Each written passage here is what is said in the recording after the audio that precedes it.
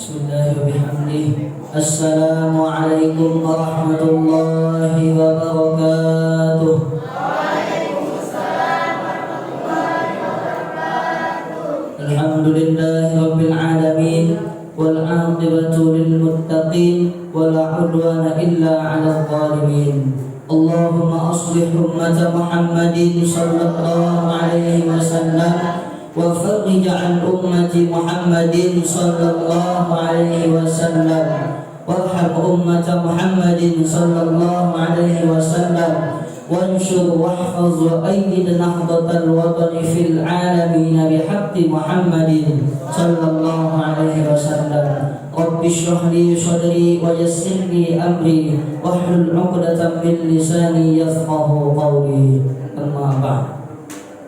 Yang sama-sama kita hormati dan muliakan pimpinan Pondok Pesantren Salafiyah Insanul Madani Nahdlatul Wathon, ayahanda kita Bapak Kiai Rosyidi SPD, yang kita sama-sama hormati dan muliakan pula Ketua Yayasan Insanul Madani Nahdlatul Wathon, Ibunda kita Ibu Usmala Dewi, dan teman-teman yang saya cintai dan sayangi, serta Ustadz dan Ustazah yang saya hormati pula.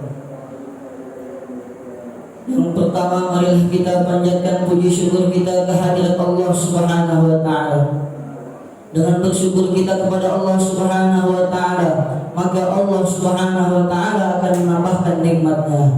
Dalam Al-Qur'an Allah Subhanahu wa taala telah mengatakan, la in syakartum la azidannakum wa la in kafartum inna azabi lasyadid. Jika kalian bersyukur atas nikmat yang aku berikan kepada kalian, la azidannakum, aku akan menambahkannya, wa la in kafartum, akan tetapi kalau kalian ingkar terhadap nikmatku, inna azabi lasyadid, sesungguhnya azabku sangatlah berat. Maka kita bersyukur kepada Allah Subhanahu wa taala dengan mengucapkan alhamdulillahirabbil alamin. Pada malam yang pertama di bulan suci Ramadan ini, yaitu hari pertama kita berpuasa dan hari kedua kita sholat tarawih, Allah Subhanahu wa taala masih memberikan kita nikmat yang sangat luar biasa. Allah mengumpulkan kita di masjid yang barokah ini. Untuk apa kita berkumpul di sini? Untuk melaksanakan kewajiban kita sebagai hamba-hambanya Allah, sebagai umatnya Nabi Muhammad sallallahu alaihi wasallam, melaksanakan salat Isya secara berjamaah, dan insya Allah akan kita lanjutkan dengan salat tarawih dan witir secara berjamaah.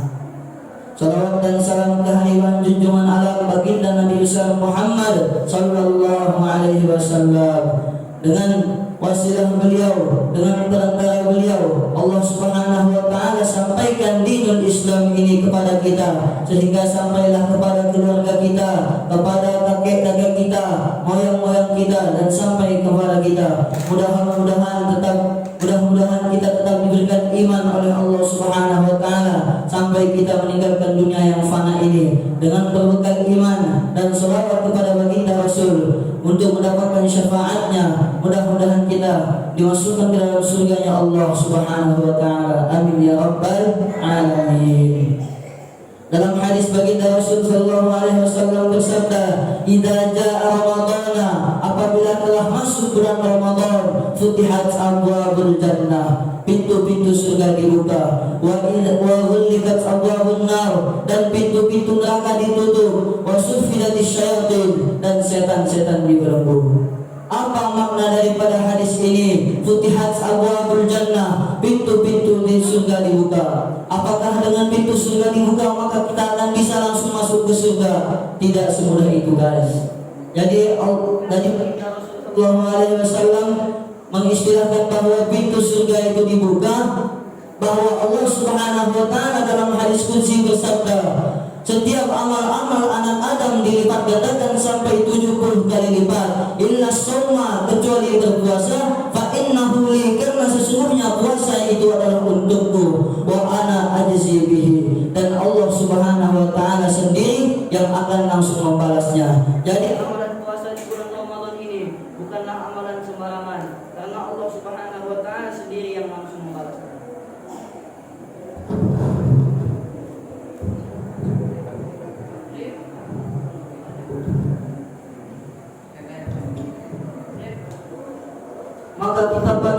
syukur nikmat ini karena kita sampai di bulan Ramadan dan kita bisa melaksanakan puasa.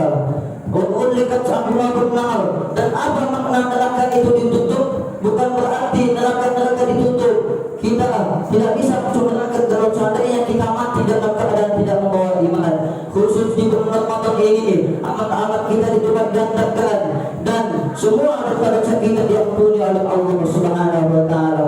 Dalam hadis yang dikatakan, "Man shalla Ramadan imanan wa ihtisaban, ghufira lahu ma taqaddama min dzambi." Barang siapa yang melaksanakan puasa dengan mengharapkan ridha dari Allah Subhanahu wa taala, ghufira lahu ma taqaddama min dzambi, maka Allah ampuni dosa-dosanya yang telah terdahulu. Ma'asyiral muslimin yang dirahmati Allah Subhanahu wa taala. Kemudian beliau bersabda, "Wasuffidatis syayatin," dan setan-setan dibelenggu. Lalu kalau setan dibelenggu, kenapa di bulan puasa masih ada yang tidak berpuasa? Masih ada yang istilahnya budi atau buka diam-diam. Masih ada yang berbicara kotor, masih ada yang bermaksiat, yang melakukan dosa. Padahal dalam hadis beliau bersabda, "Suffidatis syayatin," setan-setan dibelenggu.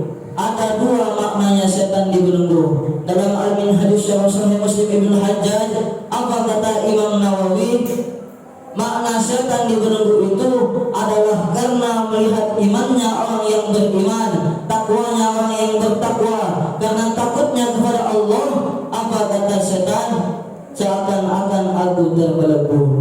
Dia suruh makan karena makanannya ada, dia tidak mau. Dia suruh minum karena minumannya ada, dia tidak mau. Badannya sehat, fisiknya kuat. Setan suruh dia bermaksiat, dia tidak mau. Karena apa? Takwanya kepada Allah Subhanahu wa taala. Maka kata setan, seakan-akan aku terbelenggu.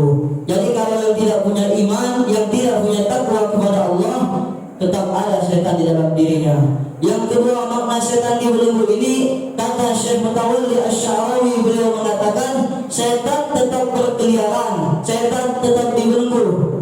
Lalu kenapa ada orang yang bermaksiat? Berarti itu adalah ulah manusianya.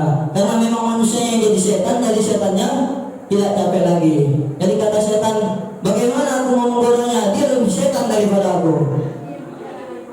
Ma'asyiral muslimin yang dirahmati Allah Subhanahu wa taala. Jadi itu adalah makna setan dibelenggu. Yang pertama, setan dibelenggu karena melihat imannya atau takwanya orang yang bertakwa. Yang kedua, setan dibelenggu itu memang terbelenggu, tapi memang manusianya yang menjadi setan. Ma'asyiral muslimin yang dirahmati Allah Subhanahu wa taala. Bulan Ramadan dimuliakan oleh Allah Subhanahu wa taala karena dibukanya amalan-amalan semuanya. Saking banyaknya amalan yang dilipat gandakan sampai amalannya itu 3 kali. Amalan. Jadi kalau kita beramal di bulan Ramadan, tidak mungkin Allah membalasnya dengan sedikit. Jadi harus banyak gitu. Apalagi kalau kita beramalnya banyak, lebih banyak lagi Allah lipat gandakan. 10 kali kita melakukan amalan, 100 kali Allah balas. Kalau 100 kali kita lakukan, 1000 kali Allah balas. Jadi puasa ini adalah untuk Allah, kata Allah dalam hadisnya, dan Allah sendiri yang akan membalasnya. Hadirin hadirat yang dirahmati Allah Subhanahu wa taala, dengan kita senantiasa bertakwa kepada Allah, dengan kita senantiasa beramal soleh kepada Allah Subhanahu wa taala, maka tujuan dari puasa kita ini adalah la'allakum tattaqun, agar kalian bertakwa. La'alla merupakan huruf atau kalimat yang menunjukkan pengharapan yang pasti akan terjadi. Kalau apa? Kalau kita melaksanakan puasa kita yang tadi iman dan ihtisaban dengan mengharap ridha dari Allah Subhanahu wa taala, maka la'allakum tattaqun, kita akan menjadi orang yang bertakwa kepada Allah Subhanahu wa taala. Karena Allah Subhanahu wa taala mengatakan dalam Al-Qur'an, "Inna akramakum 'indallahi atqakum."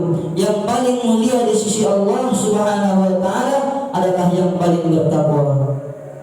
Mudah-mudahan kita diberikan kekuatan untuk senantiasa melakukan amalan soleh, dan kita bisa menjaga perilaku kita, sikap kita, perkataan kita di bulan Ramadan, sehingga puasa kita menjadi sempurna di sisi Allah Subhanahu wa taala, dan tujuan puasa kita tercapai, yakni agar menjadikan kita hamba yang paling bertakwa di sisi Allah Subhanahu wa taala. Amin ya rabbal alamin. Demikian yang dapat saya sampaikan, kurang dan lebihnya mohon dimaafkan. Akhirul kalam wallahu muwafiq wal hadi ila sabilir rasyad. Tsumma assalamu alaikum warahmatullahi wabarakatuh.